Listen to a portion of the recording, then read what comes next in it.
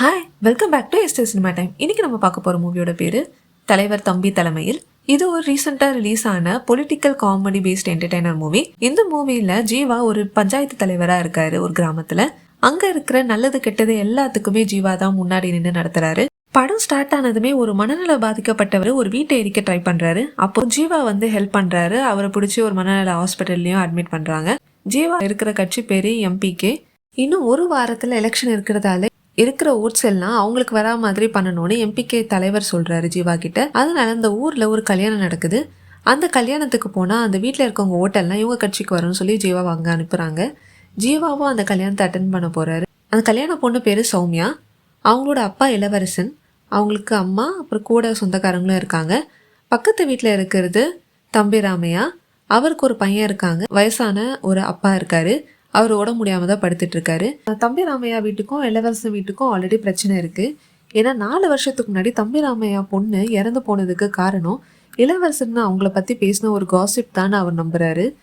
ஆனா அந்த வீட்டில் இருக்க பொண்ணும் பையனும் எல்லாருமே நல்ல ஃப்ரெண்ட்ஸாக தான் இருக்காங்க. தம்பி ராமையாவும் இளவரசனும் மட்டும்தான் இன்னும் பகையோட இருக்காங்க. கல்யாணத்துக்கு முன்னாடி நாள் நைட்டு அவங்க எல்லாரும் ஆடி பாடிட்டு இருக்காங்க. தம்பி ராமையாவோட அப்பா அதை பார்த்து சிரிச்சுட்டு அவரும் பெட்லேயே ஆடிட்டு இருக்காரு. ஆனால் திடீர்னு அவர் இறந்து போயிடுறாரு. அப்போ ஜீவாவை கூப்பிட்டு நடந்ததை சொல்கிறாங்க. ஜீவாவுக்கு இப்போ என்ன பண்ணுறதுன்னு புரியல. ஏன்னா ஒரே வாசலில் இருக்க 2 வீட்டில் கல்யாணமும் நடக்கணும், அந்த தாத்தாவோட சாவும் எடுக்கணும். இதனால ஜீவாவுக்கு என்ன பண்ணுறதுன்னு ஒன்றுமே புரியல. 2 வீட்டுக்கிட்டே போயிட்டு பேசுகிறாரு. டைமை மாற்றி வைக்க சொல்லி 2 பேரையும் கன்வின்ஸ் பண்ண பார்க்குறாரு. ஏன்னா கல்யாண முகூர்த்தம் 10:30 மணிக்கு காலையில் வச்சுருப்பாங்க. அதே டைமில் தான் தம்பி ராமையாவோட அப்பாவோட சாவையும் எடுக்கணும்னு அவரும் அடம் பிடிப்பார். ஏன்னா ஆல்ரெடி அவங்க 2 பேருக்கும் இருக்க பகையால் இந்த மாதிரி 2 பேரும் அடம் முடிச்சுட்டே இருப்பாங்க. ஜீவா கல்யாண டைமை மாற்ற சொல்லி பொண்ணோட அப்பா கிட்ட பேசுகிறாரு.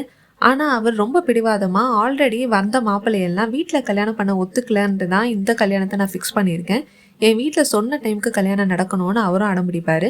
அதே மாதிரி தம்பி ராமையாவும் 10:30 மணிக்கு தான் அவங்க அப்பா இறுதி ஊர்வலத்தை எடுப்பேன்னு சொல்லி அடம் பிடிக்கிறாரு. ஜீவா அவங்க வீட்டில் இருக்க லேடிஸை கூப்பிட்டு எப்படியோ கன்வின்ஸ் பண்ணி 2 பேர்கிட்டையும் பேச வைப்பாரு.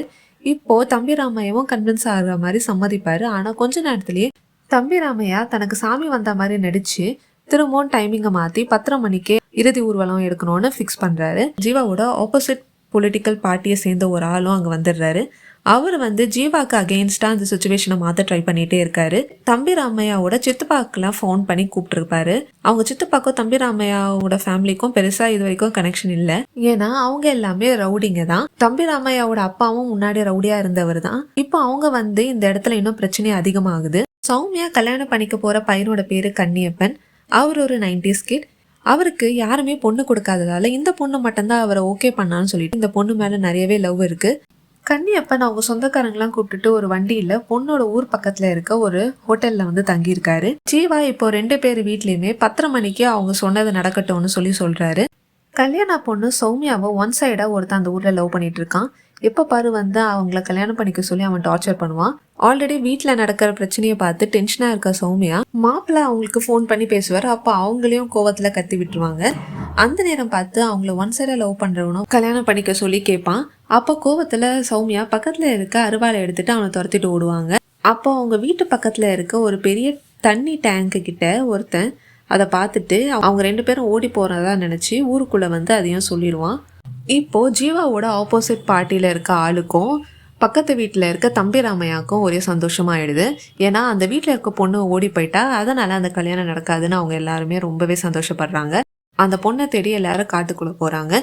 ஆனால் பொண்ணு எங்கே தேடியும் கிடைக்கல. ஜீவாவோட ஆப்போசிட் பார்ட்டியை சேர்ந்த ஆள் பொண்ணு ஓடி போன விஷயத்த மாப்பிள்ளை கிட்ட நேர்லயே போய் சொல்லிடுறான். மாப்பிள்ளையும் அந்த பொண்ணு எங்க போனான்னு பாக்குறதுக்காக பொண்ணு வீட்டுக்கு வரான். கல்யாண மாப்பிள்ளை கன்னியப்பனும் அவன் தம்பி அம்மா எல்லாருமே அந்த இடத்துக்கு வராங்க.